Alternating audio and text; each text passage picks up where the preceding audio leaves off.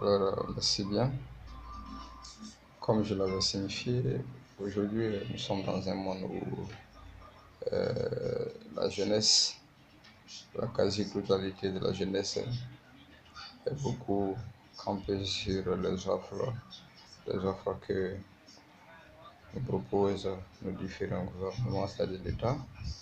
Mais nous oublions que l'État ne peut pas véritablement prendre soin de toute cette jeunesse-là qui représente véritablement toute la grande frange de la population.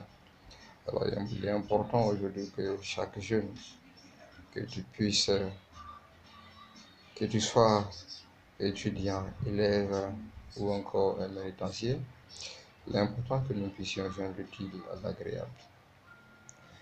Alors, comment décoller? Moi, pour décoller, il faut quand même avoir un esprit, être inscrit dans un élan. Et c'est cet élan véritablement qui te permettra de pouvoir joncher le debout, chose qui te permettra de mieux savoir où poser les pieds. Alors, comme je l'ai dit, avant d'avancer, il faut décoller, il faut bouger. Et on ne peut pas avancer sans qu'un pas ne soit levé pour que le moteur ne soit en marche, c'est impossible.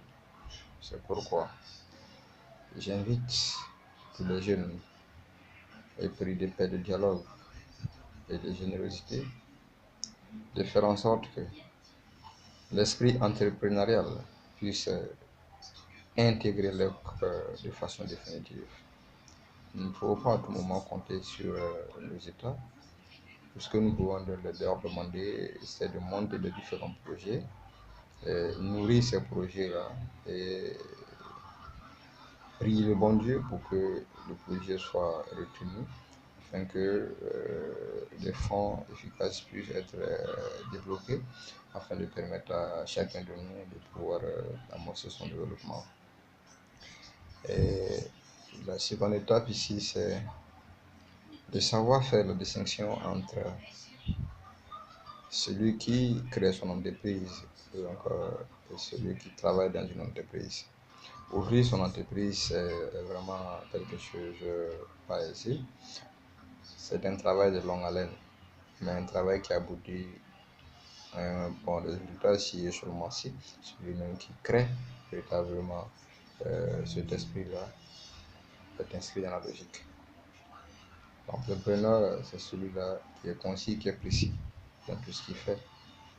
Parce que pour lui, son avenir, son devenir ici dans son entreprise, il est important qu'il puisse mettre toute son énergie afin de réussir cela. Voilà. Merci pour cette première séquence. Je reviendrai incessamment sur de nouveaux conseils, choses qui vous permettront véritablement de booster votre esprit entrepreneurial. Puisque quitte cette jeunesse africaine burkinabé dans son entièreté afin que nous puissions être le socle de développement futur de l'Afrique. Merci.